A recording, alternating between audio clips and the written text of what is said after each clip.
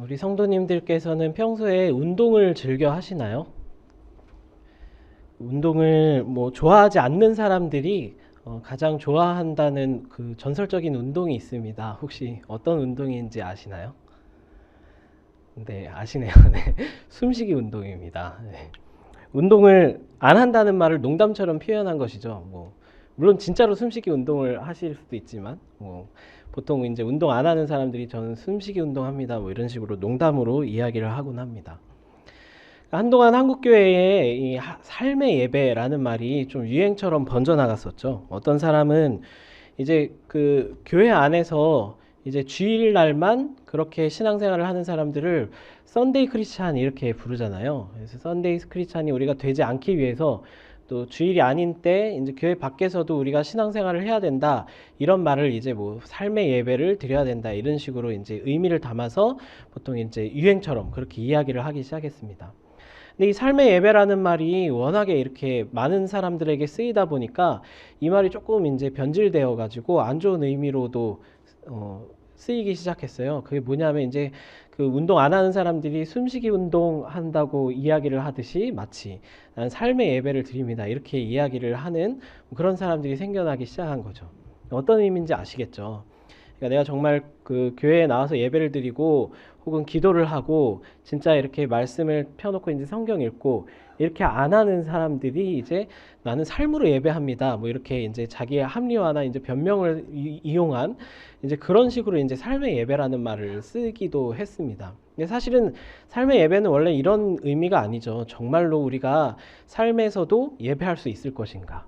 우리가 주일에 이렇게 예배하듯이 우리가 함께 모여서 예배하고 기도하듯이 우리가 삶에서도 예배할 수 있을 것인가는 우리의 신앙에서 굉장히 중요한 일입니다.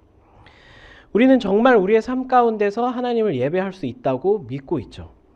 그래서 우리가 정말 어떻게 우리의 삶 속에서 하나님을 예배하고 하나님과 동행할 수 있을 것인가, 이 주제를 가지고 앞으로 제가 설교하는 그 주일 때 4번에 걸쳐서 시리즈 설교를 해보려고 합니다. 하나님의 숨결을, 그러니까 성령의 능력을 우리의 삶 가운데 어떻게 불어넣을 수 있을 것인가를 우리의 삶의 영역 가운데에서 가장 많은 비중을 차지한다고 생각하는 일과 그리고 소비, 여가, 관계, 이렇게 4가지 영역에서 우리가 어떻게 하나님과 동행할 수 있을지를 각각 살펴보도록 하겠습니다. 오늘은 첫 번째 시간인 일입니다. 3년 전에 OECD 그 조사의 발표에 의하면 우리나라 고용 노동자의 연간 노동 시간이 OECD의 국가들 중에서 2번째로 가장 많은 나라라고 이렇게 발표가 났습니다. 그러니까 OECD 평균보다도 연간 1년에 2달 가까이 더 많은 노동 시간을 가지고 있다고 그렇게 이야기를 하더라고요. 또 노동 시간이 가장 적은 나라가 독일인데 독일의 노동 시간보다는 우리나라 노동 시간이 연간 4달 가까이 더 많다. 이제 이런 조사 발표가 나왔습니다. 그러니까 세계에서도 우리나라가 굉장히 노동 시간이 많은 나라에 속하는 것이죠. 또 이 노동 시간에 잡히지 않은, 그러니까 이제 직장에서, 이거는 노동 시간은 직장에서 업무 시간만 이제 계산을 한 것이고요. 사실 업무 시간 외에도 우리가 회식을 한다든가 접대를 한다든가 아니면 잔업이 남아서 집에 와가지고 계속 그 잔업들을 조금씩 이제 처리한다든가 이런 업무 시간까지 합치면 우리의 삶에서 굉장히 많은 비중이 이 일하는데 투자가 되는 것이죠. 또 여기는 그 직장에서의 직장 근로자의 노동 시간만 계산이 된 것이고요.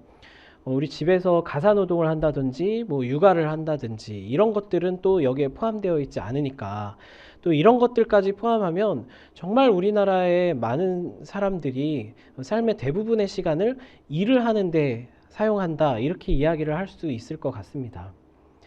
그러니까 이거를 보면 우리가 삶 가운데서 하나님과 동행해야 한다라는 말을 진짜 실천하려면 우리가 일을 할 때 어떻게 일을 하면서 하나님과 동행할 수 있을 것인가에 대한 문제를 우리가 다루지 않으면, 그러니까 우리가 일하는 시간에 하나님과 동행할 수 없으면 사실상 우리의 삶의 대부분의 시간은 하나님과 동행하지 못하는 것이라고 우리가 생각할 수가 있는 것이죠. 그러니까 우리가 일을 하는 시간이 어떻게 하나님과 동행하는 것과 연관이 있을 것인가에 대해서 우리가 고민하는 것은 굉장히 중요한 주제입니다. 그런데 사실 한국교회에서 아직도 많은 그 교회나 설교들이 우리가 교회에서 어떻게 우리가 교회 생활을 잘할 것인가에 대한 것은 많이 우리가 듣게 되지만 일이 어떻게 하나님과 관계가 있는 것인가, 우리의 신앙과 일이 어떻게 만날 수 있을 것인가에 대해서는 우리가 조금 듣기 어려운 것이 사실이죠. 그래서 오늘은 우리가 일을 하면서 어떻게 하나님과 동력하고 또 하나님과 동행할 수 있을 것인가에 대해서 크게 우리가 해볼 수 있는 두 가지를 말씀을 통해서 살펴보고자 합니다. 그 첫 번째는 바로 이름 부르기입니다. 이름 부르기, 이게 무슨 이야기일까요? 성도님들께서는 혹시 이런 예화를 들어보신 적이 있을 것 같습니다. 중세에 어떤 성당 건물을 짓는데 일하고 있는 사람들 중에서 3명의 인부가 있었습니다. 그래서 그 사람들에게 가서 첫 번째 인부에게 당신 뭐 하고 있습니까? 이렇게 질문을 했더니 첫 번째 인부가 이렇게 대답했다고 하죠. 보면 뭐로 돈 벌고 있수다. 이렇게 대답을 했다고 합니다. 두 번째 인부에게 뭐 하고 있습니까? 물어봤더니 보면 뭐로 돌 깎고 있수다. 이렇게 대답을 했다고 하죠. 세 번째 인부에게 당신은 뭐 하고 있습니까? 이렇게 물었더니 하나님께서 시키셔서 하나님의 집을 짓고 있습니다. 이렇게 대답을 했다고 하는 것이 제가 아주 어렸을 때부터 목사님들 설교 속에서 단골로 듣던 예화입니다. 그런데 실제로 우리의 정말 일터에서 우리가 일을 하면서 이런 의식, 이런 마음을 가지고 일을 하는 분들이 많이 계실까? 우리는 그렇게 일하고 있을까? 이렇게 질문을 해본다면 사실 쉽지가 않죠. 사실 이 성당 인부는 그래도 뭐 하나님의 집을 짓고 있다라는 자기 나름대로의 뭐 동기부여가 성당이니까 뭐 있을 수 있었겠지만, 우리가 일하는 대부분의 시간들은 우리가 왜 이게 하나님의 일일까라는 그 동기부여가 잘 안 되는 일들을 하는 경우가 많이 있습니다. 우리는 대부분 일을 왜 합니까? 어떤 동기로 일을 할까요? 먹고 살려고 하는 것이죠. 돈 벌러 일을 하는 것이잖아요. 물론 이게 돈 벌고 먹고 살려고 일을 하는 것에 대해서 뭐 나쁘게 생각하거나 폄하하려는 의도는 전혀 아닙니다. 당연히 우리는 열심히 돈을 벌어야 되고요. 돈 벌어서 우리가 하나님께서 주신 이 삶을 잘 누리고 또 우리에게 맡겨주신 부양할 책임이 있는 우리 가족들이나 또 교회 공동체를 우리가 어떻게 부양해야 할 것인가에 대해서 우리가 책임감 있게 돈을 버는 게 굉장히 중요한 일이죠. 그런데 문제는 우리가 이 일을 하는 것이 단지 돈 버는 데서 의미가 그쳐버린다면, 그게 전부라면 사실 좀 문제가 생길 수도 있습니다.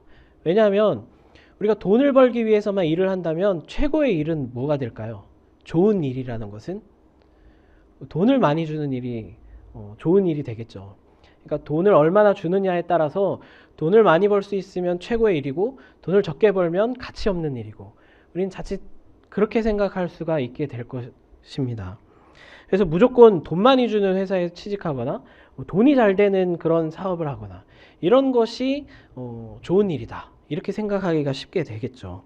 아니면 일을 안 해도 우리가 돈을 잘 벌 수 있으면, 예를 들면 뭐 임대업이라든가 뭐 건물주라든가 무슨 특기를 한다든가 이런 일로 우리가 일을 안 해도 돈을 많이 벌 수 있으면 굳이 일을 안 해도 된다, 이렇게 생각을 할 수도 있죠.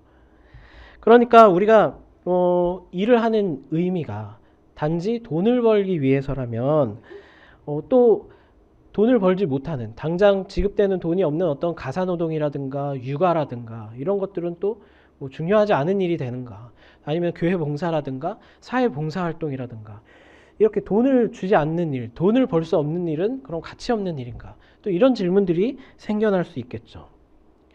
그래서 우리가 일을 하는 데는 단지 돈을 버는 것 외에도 뭐 다른 어떤 중요한 의미가 있어야지만 우리가 일을 할 때 어떤 우리한테 동기부여가 될 수 있겠죠.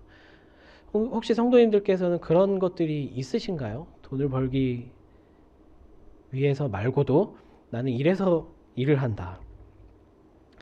근데 오늘날 우리의 일에서 그런 의미들을 쉽게 발견하기가 어려워지는 가장 큰 이유를 공공식인 신학자인 볼프라는 신학자는 분업화하다, 이렇게 이야기를 합니다. 분업화. 이게 무슨 관계가 있을까요? 쉽게 말해서 이런 것이죠. 우리가 옷을 어떤 사람에게 지어서 판다고 한번 생각을 해보겠습니다. 내가 오롯이 그냥 내가 혼자서 옷을 지어서 판매를 한다고 생각했을 때는 어떤 사람이 저에게 옷을 만들어 달라고 의뢰를 하겠죠. 그 사람에게 필요한 옷이 무엇인가, 그 사람에게 잘 어울리는 옷은 무엇인가 우리가 구상을 하고 디자인을 해서 옷감을 우리가 사다가 재료를 사다가 그 옷을 만들고 또 염색을 하고 꾸미고 그래서 그 사람에게 이 옷에 대해서 소개를 하고 그 사람에게 판매를 해서 그 사람이 입고 다니는 그 모습까지 우리가 다 혼자서 맡아서 한다면 그 사람이 그 옷을 입고 다닐 때마다 우리에게 얼마나 보람이 되겠습니까? 우리가 어떤 창조적인 일을 했는지, 우리가 일한 수고가 지금 어떤 대가로 나타나고 있는지 우리의 눈에 확연히 보이겠죠. 아, 내가 만든 옷을 저 사람이 저렇게 잘 입고 다니는구나. 그래서 내가 그 대가로 감사하다고 돈을 받았구나.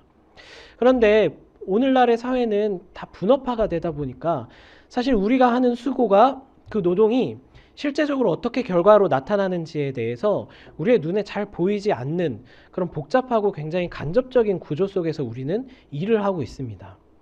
뭐 디자인을 하는 사람 따로 있고요. 옷감을 구하는 마련하는 사람이 따로 있고요.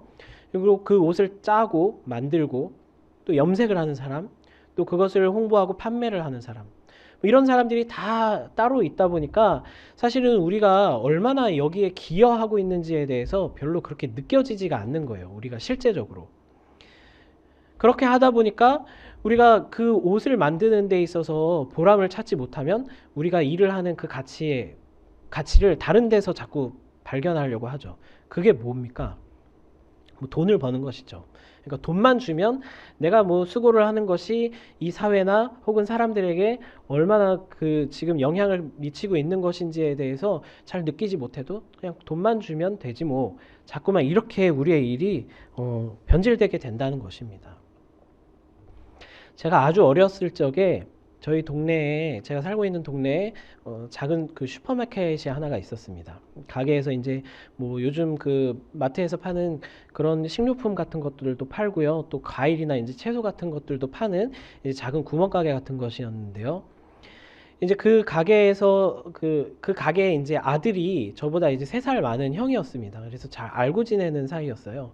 그 형하고 이제 교제도 하고 이렇게 지내는 사이였는데 그래서 저희 어머니가 이제 어렸을 때 저에게 슈퍼를 가서 이제 뭘 심부름을 시킬 때 뭐 어떤 뭐 그 상호명을 말하면서 무슨 뭐 예를 들면 높섬 슈퍼에 가가지고 뭐 마늘하고 이렇게 뭐 두부 좀 사와 이렇게 심부름을 시키는 것이 아니라 뭐 너 가서 선운에 가가지고 마늘하고 두부 좀 사와 이렇게 이야기를 하면서 엄마가 그 엄마 선우 엄마한테 얘기해놨으니까 이거 가서 이 돈 갖다 드리면 선우 엄마 알아서 챙겨 주실 거야 이렇게 저에게 심부름을 했던 것이 기억이 납니다.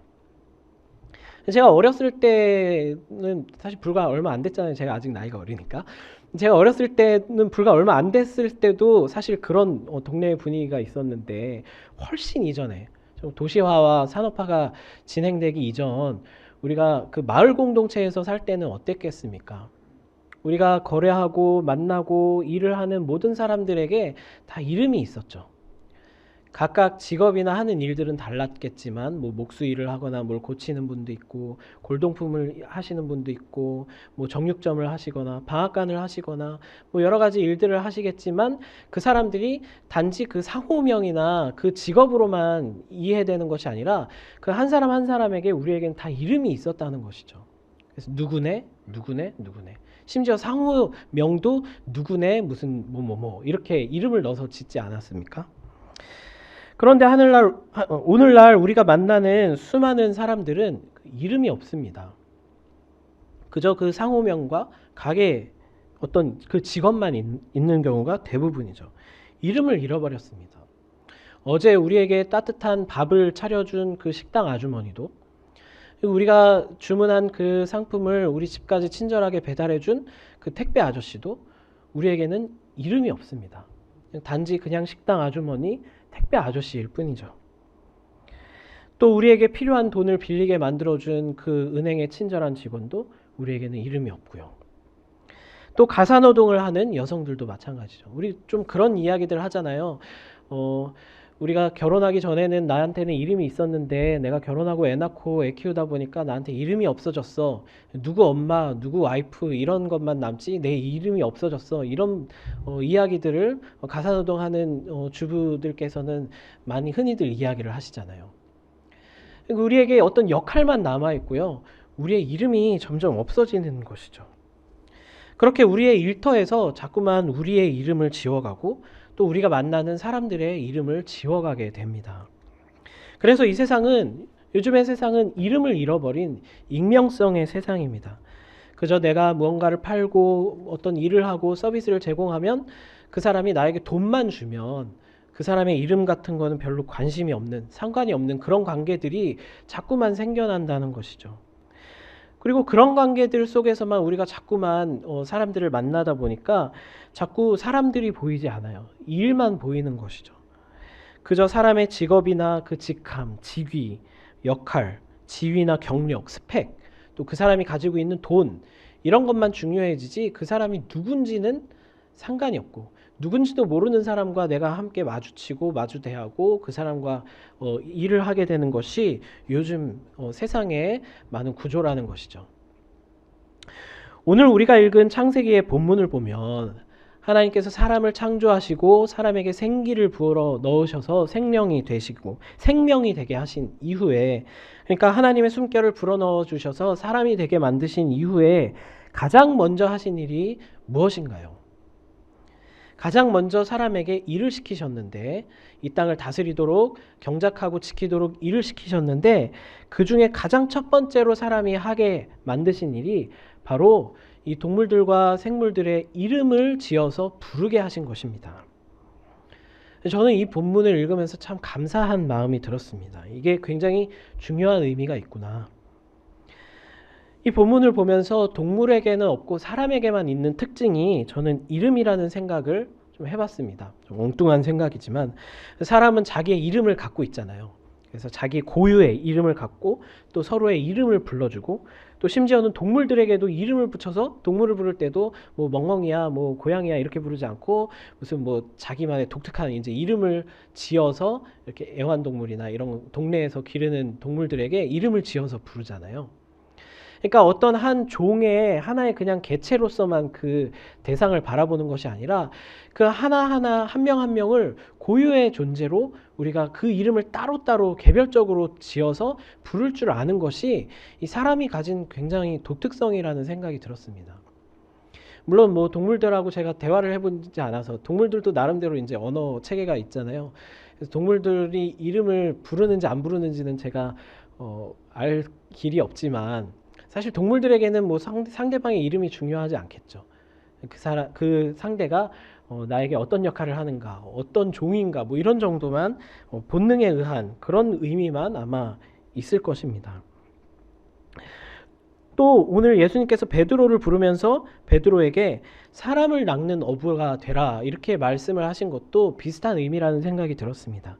밤새 그냥 그물질만 하면서 내가 일로서만 하나님 앞에 일했었는데, 이제는 너가 그 일 뒤에 있는 그 사람을 만나는, 사람을 상대하는 그런 사람이 되어라 라는 그런 부르심을 오늘 베드로가 받았지 않았는가. 저에게는 이 부르심이 그렇게 들렸습니다. 우리 역시도 마찬가지입니다. 우리가 일을 하면서 만나는 수많은 사람들이 있죠. 그런데 우리가 자꾸 일에 빠져 있다 보면, 그 일을 잘하는 데만 급급하다 보면 그 일 뒤에 사람이 있다는 사실을 종종 잊어버리곤 합니다. 우리가 만나는 사람들 한 사람 한 사람에게도 이름이 있다는 사실을 잊어버린다는 거죠. 그래서 그 이름에는 주목하지 않고, 그 사람 한 사람에게는 주목하지 않고, 그저 상대방이 나에게 해주는 역할이나 또 상대방이 지급하는 돈, 뭐 이런 것에만 관심을 갖게 된다는 것입니다. 심지어는 사실 가사노동을 하시는 분들은 그나마 그것에서 조금 벗어나서 그래도 직접적인 어떤 내가 일을 하는 데에 있어서 직접적인 보람이나 의미를 찾기가 굉장히 쉽죠. 그럼에도 불구하고 우리의 가사노동이나 또 혹은 교회 봉사를 할 때에도 우리가 이런 것에 대해서 조금만 무관심해지고 그냥 무신경해진다면 자꾸만 그 우리가 하는 일에만 신경을 쓰게 되고, 이 일이 어떤 사람에게 지금 어떤 도움이 되고 어떤 영향을 주고 있는지에 대해서 우리가 자칫하면 잊어버리게 될 때가 많이 있습니다. 저 역시도 마찬가지죠. 이렇게 설교를 준비하면서 설교 원고를 쓰는 데만 너무 집중을 하다 보면, 성경을 해석하고 이러는 데만 집중하다 보면 조금이라도 더 설교 원고를 완성도 있게 작성하고 뭐 성경 해석을 조금 더 이제 자세하게 하고 이런 데만 집중하다 보면 정작 이 설교를 성도님들이 들으실 거라는, 이 설교를 누가 어떻게 듣고 어떤 생각을 하게 될 거라는 마음을 제가 잊어버리고 설교를 준비를 하게 될 때가 있는 거죠. 그래서 항상 설교 준비를 할 때 일부러라도 저는 이렇게 뭐 두세 분이라도 이렇게 이름을 한번 적어보고 누가 이 설교를 들으실까, 뭐 일일이 다 한 분 한 분 생각을 떠올릴 수는 없으니까 무작위로 한 뭐 그래도 두세 분이라도 떠올리면서 이분이 이 설교를 들으면 어떤 마음일까, 이런 생각들을 자꾸만 해보려고 합니다. 20세기의 현대 경영학에서 중요한 이론인 그 테일러리즘이라는 것이 있습니다. 기업의 경영 방식의 그 판을 바꾸어 놓은 굉장히 중요한 이론이라고 불리는데요. 체계적인 분업 관리 뭐 이런 것들을 이야기하는 이론입니다. 과학적 경영이라고 불리는 이 이론은 모든 것을 계속해서 작게 나누고 사람의 어떤 능력에 따라서 변수가, 사람의 성격이나 이런 것에 대해서 변수가 없게 시스템으로 철저하게 관리하고 통제할 수 있도록 효율적으로 만드는 그런 경영 방법이 바로 이 과학적 경영 방법입니다. 그러니까 수치화하고 획일화하고 단순화하고 이런 것들이 굉장히 중요해지죠. 그래서 인간을 마치 그냥 일을 하는 어떤 수치상의 어떤 기계처럼 그렇게 생각하게 만드는 것이 그 테일러리즘입니다. 이것을 창안한 프레더릭 윈즐로 테일러라는 사람은 이런 이야기를 했습니다. 과거에는 사람이 먼저였지만 미래에는 시스템이 먼저가 되는 사회가 될 것이다. 그래서 이 비인간화를 이야기를 한 이 테일러리즘이 사실 오늘날 세상의 많은 경영 이론을 지배하고 있습니다. 심지어 우리의 가정이나 교회에까지도 이런 것들이 파고들고 있죠.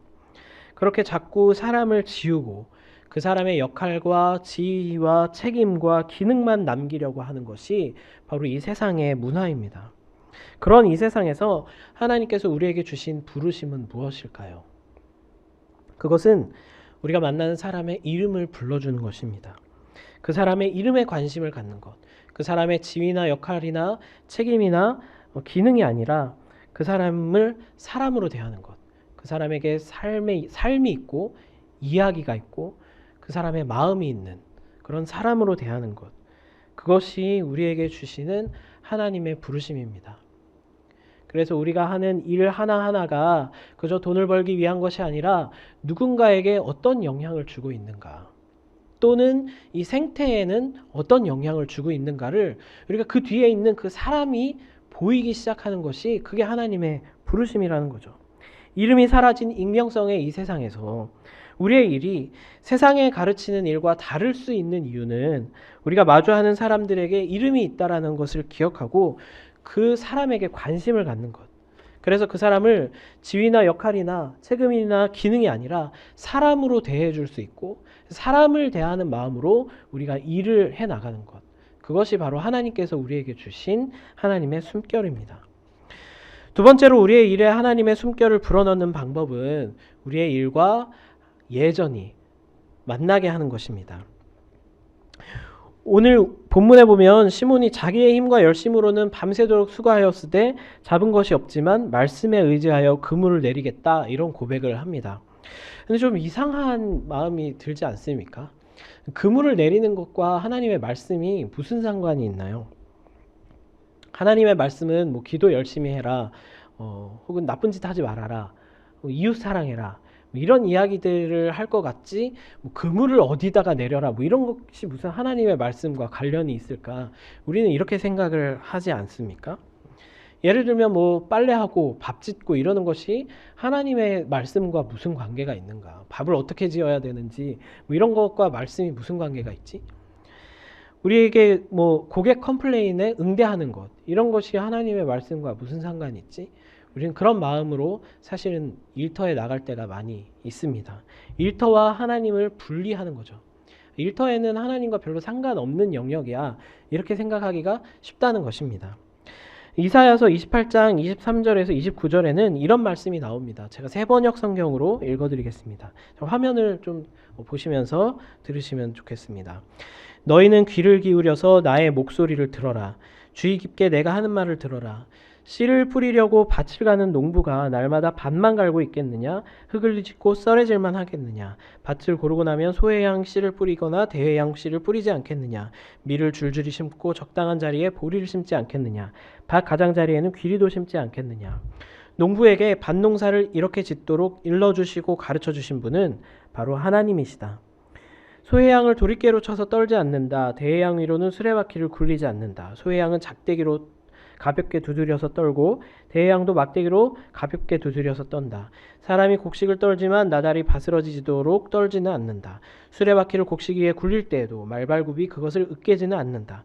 이것도 만군의 주님께서 가르쳐 주신 것이다. 주님의 모략은 기묘하며 지혜는 끝없이 높다. 긴 말씀이지만 결국은 간단한 말씀입니다. 농부가 일을 하는 데 있어서 일을 하는 기술들, 밭을 어떻게 갈고 뭐 소해양, 대해양 이런 곡식을 어떻게 떠는지 이런 것마저도 하나님께서 주신 창조하신 이 섭리와 지혜 안에 다 들어있다는 거예요. 농부의 일만 그렇겠습니까? 우리가 가사노동을 할 때도 우리의 직장에서 어떤 일들을 하면서 사람들을 섬길 때도 하나님께서 창조하신 이 세상의 법칙에 따라서 이 세상을 조금 더 우리가 더 섬길 수 있도록 경작하고 다스릴 때에도 우리는 하나님께서 가르쳐 주신 그 지혜대로 하나님의 모략대로 하나님의 법칙대로 우리가 일을 하게 되어 있다는 것입니다. 그래서 우리를 부르신 그 하나님께 지혜를 구하고 그 하나님의 창조의 그 일에 하나님께서도 노동을 하시잖아요. 하나님께서 창조하신 것도 일이라고 성경에서는 분명히 기록되어 있죠. 하나님께서 6일 동안 엿새 동안 일을 하시고 마지막 7일째 쉬셨다 이렇게 이야기를 하고 있는 그 하나님의 노동, 하나님의 일에 우리가 지금 하나님의 손과 발이 되어서 동력하는 것, 그것이 우리의 일이라는 그 개념을 우리가 다시 한번 확인해야 합니다. 근데 우리는 자꾸만 교회 일과 세상 일을 분리해서 교회에서 일하는 것만 하나님의 일을 하는 것이고 세상 일은 하나님을 의지하지 않아도 된다고 생각하는 경향이 있는 것 같습니다. 그래서 교회 일을 할 때는 뭐 시작하기 전에 기도하고 마칠 때 기도하고 뭐 잘 되게 해달라고 하나님께 기도하고 어떤 그런 작은 의식들을 만들어 나가잖아요. 그런 예전들이 있잖아요. 그리고 뭐 우리가 봉사를 맡으면 오늘도 뭐 예배 인도자들과 기도자 뭐 특송 이런 사람들이 뭐 미리 모여서 잠깐 기도하고 시작하고 회의하기 전에 기도하고 뭐 특별한 어떤 행사가 있으면 뭐 릴레이 기도 기간을 정해서 기도하고 또 말씀 이렇게 한 구절씩 읽으면서 묵상하고 이런 것들을 우리가 교회 일을 할 때는 항상 하는데 우리가 사실 교회 밖에서의 일을 할 때는 그러기가 쉽지가 않죠. 그래서 우리는 교회 밖에서 일을 하는 시간에도 작은 것 한 순간이라도 그런 어떤 예전을 만들어 나가는 것이 중요합니다. 이 예전이라는 것이 좀 어려운 말일 수 있는데요. 쉽게 말해서 어떤 예배 의식 같은 것, 우리가 식사기도라는 것을 예를 들면 식사를 하기 전에 밥 먹기 전에 식사기도를 하잖아요. 그런 것도 어떤 하나의 작은 예전이죠. 그렇게 우리가 하나님을 초청하는 어떤 작은 예배 의식을 우리의 일 가운데에서도 만들어 놓을 수가 있다는 거예요. 우리가 뭐 이불을 갤 때도 뭐 침대 시트를 이렇게 펼 때도 아니면 셔터를 내리기 전에 아니면 우리가 출근을 하면서 시동을 딱 걸고 어떤 찬양을 하나 부를 수도 있고 우리가 쌀을 씻으면서 쌀을 씻는 혹은 설거지를 하면서 설거지를 하는 기도를 한마디라도 잠깐 드릴 수 있고요. 이게 별거 아닌 것 같지만 우리의 일이라는 것은 매일마다 비슷한 패턴으로 계속 반복되는 경향이 있잖아요. 그래서 계속해서 그 반복되는 경향이라는 게 이게 굉장히 무서운 거죠. 계속 반복되는 시간마다 아주 작은 짤막한 기도나 혹은 주기도문이나 찬양 하나라도 그렇게 그 사이에 들어간다면 우리의 일이 하나님과 계속해서 관계하게 되는 거죠. 우리의 일을 하나님께 의뢰하게 되고 하나님께 귀를 기울이고 우리가 오늘 어떻게 일해야 하는지 하나님 가르쳐 주세요. 하나님과 전혀 상관없는 일을 하는 것 같아도 하나님 우리의 일 가운데 하나님 도와주세요. 동행해 주세요. 이런 마음을 하나님께 계속해서 드리면 우리의 일 가운데 하나님을 초청하고 그 일이 예배의 시간이 될 수 있는 것입니다. 그런 작은 예배의식 하나, 예전 하나가 또 2개가 되고 또 늘어나고 그렇게 해서 우리의 일하는 모든 순간 가운데 그런 예전들로 가득 차게 된다면 그런 습관들로 가득 차게 된다면 우리의 일 가운데 하나님의 숨결을 불어넣을 수 있게 되는 것이죠. 그것이 바로 영성이고 우리의 일 가운데 성령님과 동행하는 삶을 살 수 있게 된다는 것입니다. 이제 말씀을 정리하려고 합니다. 우리가 일을 할 때에 일에 대한 사명감을 회복했으면 좋겠습니다. 사명감이라는 것이 도대체 무엇입니까? 우리는 그냥 뭐 사명감 언뜻 듣기에는 막 굉장히 그 사명감 하면은 열심히 일하는 것, 혹은 막 열정적이고 저돌적인 것, 혹은 내가 하고자 하는 일을 어떤 수단과 방법을 가리지 않고라도 끝까지 해내고야 말겠다는 어떤 그런 의지에 막 불타오르는 것을 사명감이라고 생각하기가 쉽죠.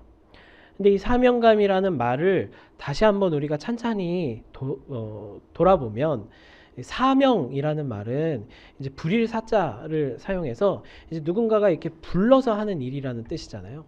사명이라는 말은 다시 말하면 부르심이라고 우리가 해석을 할 수도 있는 것이죠. 우리의 일이 그냥 우리를 위해서, 나 자신을 위해서, 혹은 내 생각이나 내 열심으로 하는 것이 아니라 누군가가 나를 불러주신 분이 계시다는 것. 그래서 그 부르신 분의 뜻을 우리가 행하는 것이 우리의 일이라는 그 의식을 갖는 것이 바로 사명감입니다. 여러분들은 그 일을 하실 때 사명감이 있으신가요? 제가 예전에 전도사 시절 때 한번 그 목회를 하는 것에 대해서 굉장히 깊은 회의감에 든 적이 있습니다. 교회의 모습을 보면서 교회의 모습이 너무 기업의 모습과 다를 게 없다, 이런 고민들을 하면서, 그래서 교회를 목회를 떠나고 싶다, 이런 그 고민을 한참 하다가 이제 제가 그 고민이 될 때마다 조언을 구하는 멘토 목사님이 계세요. 그래서 그 목사님을 찾아가서 마지막으로 이제 조언을 구했습니다. 목사님, 제가 뭐 목회를 그만두고 싶습니다. 교회를 떠나고 싶습니다. 이런 이야기를 하면서 저 그냥 지금 교회 말고 뭐 다른 어떤 시스템이나 뭐 프로그램이나 이런 것 아무것도 없이 그냥 예수 잘 믿고 싶다고 하는 사람들 몇 명이라도, 단 몇 가정이라도 만나서 그냥 함께 모여서 그냥 뭐 다른 것 안 하고 같이 기도하고 찬양 부르고 하나님 말씀 공부하면서 예수님 잘 믿는 삶이 어떤 것인지 서로 고민하고 몸부림치는 그런 모임이나 하나 있었으면 좋겠습니다. 이런 이야기들을 그 목사님께 했어요. 저는 굉장히 그때 절박하고 간절한 마음으로 고민을 한참 하고 그 목사님을 찾아간 거기 때문에 그 목사님이 저를 되게 격려해 주시고 응원해 주시고 기특하다 해 주실 줄 알았어요, 사실은. 그런데 그 목사님이 단번에 저에게 어떤 말씀을 하시냐 하면, 홍석아, 세상에 그런 이상적인 공동체는 없다, 이렇게 얘기를 하는 거예요. 설령 그런 이상적인 공동체로 시작을 해도 얼마 안 가서 변질되고 말 거야. 그리고 진짜 그런 이상적인 공동체가 있다면 하나님이 너를 왜 거기로 보내시겠니? 이렇게 이야기를 하시는 거예요. 하나님이 너를 보내신 곳은 그런 곳이 아니야. 너가 지금 있는 바로 그곳이야. 너를 왜 그곳에 있게 하셨는지 다시 한번 고민해봐. 이렇게 저에게 말씀을 하시는 거예요. 제가 그 이야기를 듣고 그때 한참 흔들리던 제 마음을 딱 잡았습니다. 그리고 다시 부르심을 쫓아서 결국은 이제 목사가 되지 않았습니까? 근데 제가 꼭 목사라서 그럴까요? 그것이 아니죠. 우리는 다 우리가 하는 모든 일들 가운데 하나님께서 부르신 이유가 있다라는 것을 우리의 믿음으로 고백하고 계시지 않습니까? 그렇다면 우리가 왜 하나님께서 이곳에 있게 하셨는지, 지금 이곳에 우리가 있는 이유가 무엇인지 하나님의 뜻이 분명하게 있다고 우리가 고백할 수 있는 것이죠. 그저 돈을 벌기 위해서 그 역할과 기능만을 감당하는 것이 아니라, 성경에는 수많은 사람들이 자기가 어떤 일을 할 때, 꼭 무슨 뭐 제사장이나 어떤 그런 하나님의 성전에서 일을 하는 사람 말고요, 어떤 이 세상 속에서 일을 하는 많은 사람들이 이 일을 하는 것이 어떤 하나님의 부르심이 있는 것인가에 대해서 물어봤습니다. 요셉이 뭐 이렇게 총리 일이나 아니면 노예의 일을 할 때도 마찬가지였고요.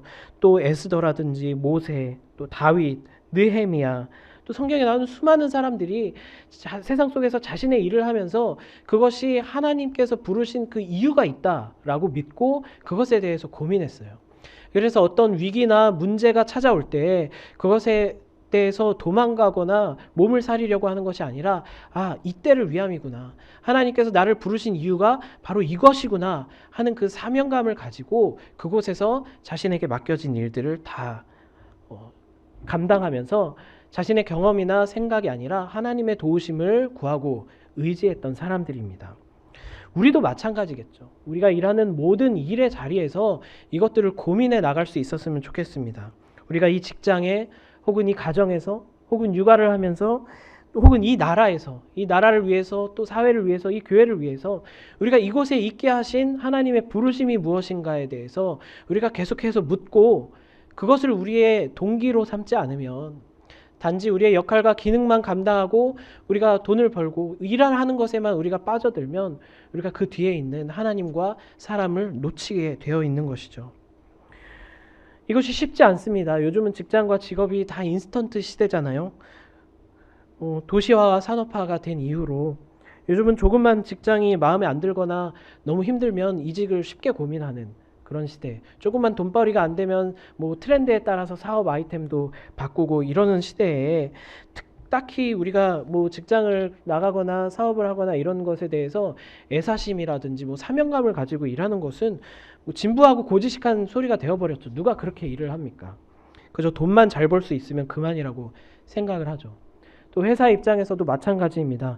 누구라도 이 회사에 맞지 않거나 기능을 제대로 못하면 다른 사람으로 쉽게 갈아치울 수 있으면 그만이라고 생각을 하죠. 그러니까 한쪽에서는 돈만 벌면 그만이라고 생각하고 한쪽에서는 이 사람이 그 기능만 감당해주면 그만이라고 생각을 하는 그런 아르바이트와 비정규직이나 계약직이 넘쳐나는 이런 시대에 뭐 직업적인 소명이 웬 말이냐, 그런 낡아빠진 말은 무슨 말이냐, 뭐 이런 생각이 들 수도 있겠습니다. 그런 이 시대에서도 우리는 변함없이 내가 이곳에서 일을 하고 있는 이 시간이 하나님께서 불러주셨기 때문에 내가 어떤 일들을 감당하기 위해서 누군가를 섬기기 위해서 이 자리에 있다라는 그 소명의식을 다시 한번 회복해야 합니다. 그래서 어려움이 있더라도 그래서 문제가 보인다고 해서 그냥 도망가고 피하는 것이 아니라 오히려 문제가 있기 때문에 하나님께서 나를 이곳에 보내셨구나 라는 그런 부르심을 기억해야 하는 것이죠. 그래서 그 음성에 귀를 기울이면서 오늘 말씀 가운데 나눈 두 가지, 일이 아니라 사람이 있다는 것, 그 사람의 이름을 부르는 것, 그리고 우리의 일터에서 작은 하나님과의 만남, 그 예전들을 하나하나 새겨나가는 그런 하나님의 숨결을 불어나가면서 우리를 부르신 그 하나님의 뜻을 우리의 일하는 시간 가운데 발견해 나갈 수 있는 그런 저와 성도님들이 다 되시기를 축원합니다. 기도하겠습니다. 사랑의 하나님 아버지 감사합니다. 하나님께서 창조하신 이 세상에서 하나님의 지혜를 가지고 또 하나님께서 주신 재능과 달란트를 가지고 우리가 하나님의 일에 동역할 수 있도록 우리를 불러주셔서 너무나 감사합니다. 하나님, 우리가 우리의 삶의 대부분을 차지하는 이 일하는 시간에 하나님의 숨결을 불어넣게 하시고 우리가 그 소명의식을 가지고 사람을 바라보며 하나님을 바라보면서 우리의 일들을 감당해 나갈 수 있는 그런 영성을 우리에게 허락하여 주시옵소서. 감사드리며 예수님의 이름으로 기도합니다. 아멘.